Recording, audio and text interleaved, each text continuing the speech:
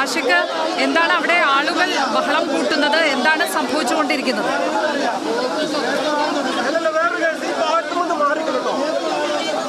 Election ആളുകൾ ഈ ബെയിലിപ്പാലം കടന്ന് അപ്പുറത്തേക്ക് പോകാനുള്ള ശ്രമം നടത്തുകയായിരുന്നു. പക്ഷേ പോലീസ് അവരെ എല്ലാം അവിടെ നിയന്ത്രിച്ച് ബെയിലിപ്പാലത്തിന് കടന്നു പോകുന്ന ആ സ്ഥലത്ത് വെച്ച് എല്ലാവരും തടഞ്ഞിട്ടുണ്ട്. മേപ്പാടി പോലീസ് ഇവിടെ എത്തി ഒരു നിയന്ത്രണം ഏർപ്പെടുത്തിയിട്ടുണ്ട്. അതാണ് വലിയ രീതിയിൽ പ്രദേശവാസികളെ ആശങ്കയിലാക്കിയത്. ഒരുപക്ഷെ അപ്പുറത്തേക്ക് കടക്കണമെന്നാണ് പ്രദേശവാസികളടക്കം പറയുന്നത്. പക്ഷേ പോലീസ് ആരെയും അപ്പുറത്തേക്ക് കടത്തിവിടുന്നില്ല. അത് പ്രധാനമായും സുരക്ഷ മുൻനിർത്തി തന്നെയാണ്. ഈ മുണ്ടക്കയട്ടമല റോഡ് മുങ്ങിയാൽ തന്നെ ഒരാളെയും അപ്പുറത്തേക്ക് കടത്തിവിടുന്നില്ല. പക്ഷേ ഇത്തരത്തിൽ അപ്പുറത്തേക്ക് ആളുകളെ കടത്തിവിടണമെന്ന് ആവശ്യപ്പെട്ടാണ് ഒരു ചെറിയൊരു പ്രതിഷേധം നാട്ടുകാരുടെ ഭാഗത്തു നിന്ന് ഇവിടെ ഉണ്ടായിട്ടുള്ളത്. നിരവധി തൊഴിലാളികൾ ഇപ്പോൾ ദൃശ്യം കാണാൻ കഴിയുന്നത് അപ്പുറത്ത് കുടുങ്ങിയ തൊഴിലാളികൾ ഇപ്പുറത്തേക്ക് എത്തുന്നുണ്ട്. അത് ഈ വെള്ളം കൂടിയതിനെ തുടർന്നാണ് അവർ ആ പ്രദേശത്ത് കുടുങ്ങിയത്.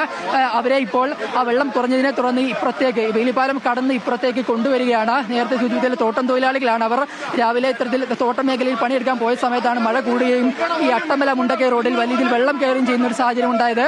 തുടർന്ന് ആ കുടുങ്ങിയ തൊഴിലാളികളെ ഇപ്പോൾ മഴ കുറഞ്ഞതിനെ തുടർന്ന് ഈ ഫയർഫോഴ്സിന്റെ അടക്കം ഉദ്യോഗസ്ഥരെത്തിക്കൊണ്ട് ഇപ്പുറത്തേക്ക് മറുഭാഗത്തേക്ക് എത്തിക്കുന്ന ഒരു ദൃശ്യമാണ്. അതിനാലാണ് വലിയ പ്രതിഷേധം ഇപ്പോൾ പ്രദേശവാസികൾ ഉയർത്തിയത്. തങ്ങളെയും അപ്പുറത്തേക്ക് കടത്തിവിടണമെന്നാണ് ഇവർ പ്രധാനമായും ആവശ്യപ്പെടുന്നത്. ഈ ആളുകൾ അപ്പുറത്തേക്ക് പോകണം എന്ന് പറയുന്നത് അവിടെ കുടുങ്ങിയവരെ രക്ഷിക്കാനാണോ? എന്താണ് അവരുടെ ആവശ്യം?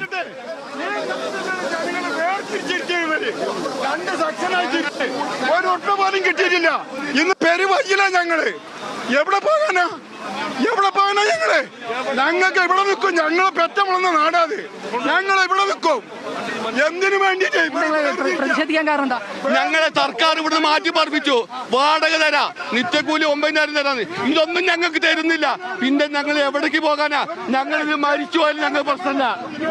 ഞങ്ങൾ എവിടെ പോകില്ല. അപ്പുറമാണ് ഞങ്ങൾക്ക് പണി.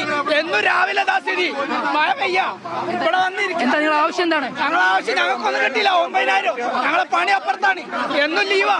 ഈ മഴ പെയ്യണവരും ഇതിവിടെ വന്ന ഒരു തഹസിൽദാർ ഇവിടെ വന്ന് കാണണം പോലെ. ഞങ്ങളെ ഓഫീസിൽ പോയപ്പോ എന്താ പറഞ്ഞേ, നിങ്ങൾക്ക് എന്താണ് ഇതിന്റെ അവകാശം?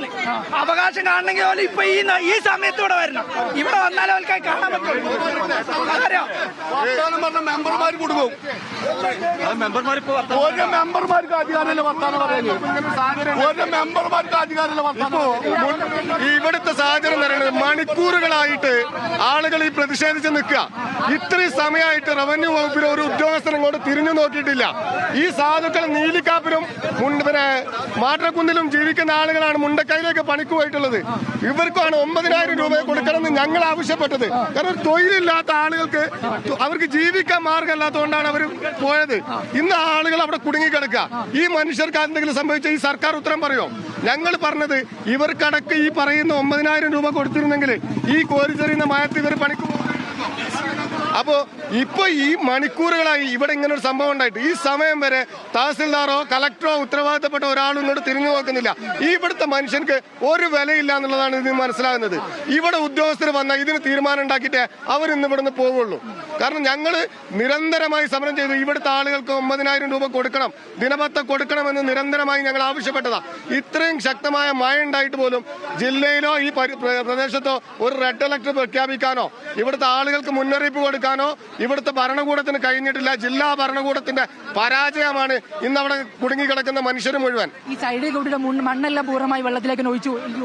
അത് താൽക്കാലികമായിട്ട് ഉണ്ടാക്കിയ ഒരു സംവിധാനമാണ്. ആ പുഴയുടെ സൈഡിൽ നിന്ന് മണ്ണെടുത്ത് അതിന്റെ കരക്ക് തന്നെ കൊണ്ടുപോയിട്ടു.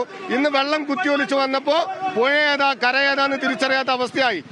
വെള്ളം അവിടെ എത്ര പേർ കുടുങ്ങി കിടക്കുന്നുണ്ട് എന്നാണ് അവർ പറയുന്നത്, തൊഴിലാളികൾ. ഞങ്ങൾ പറഞ്ഞ മണിക്കൂറുകളായി ഈ ജനങ്ങൾ ആശങ്കയിൽ നിൽക്കാൻ തുടങ്ങിയിട്ട് ജില്ലാ കലക്ടറോ തീർച്ചയായും അവിടെ നിന്നാണ് ഇപ്പൊ ഞങ്ങളുടെ വാഹനങ്ങൾ വെച്ച് ഞങ്ങൾ തൊഴിലാളികളെ കൊണ്ടുവന്നുകൊണ്ടിരിക്കുകയാണ്. ഈ തൊഴിലാളികൾ കുടുങ്ങിക്കിടക്കുന്നുണ്ട് എന്നുള്ളത് മുഴുവൻ ഉദ്യോഗസ്ഥർക്കും അറിയാം.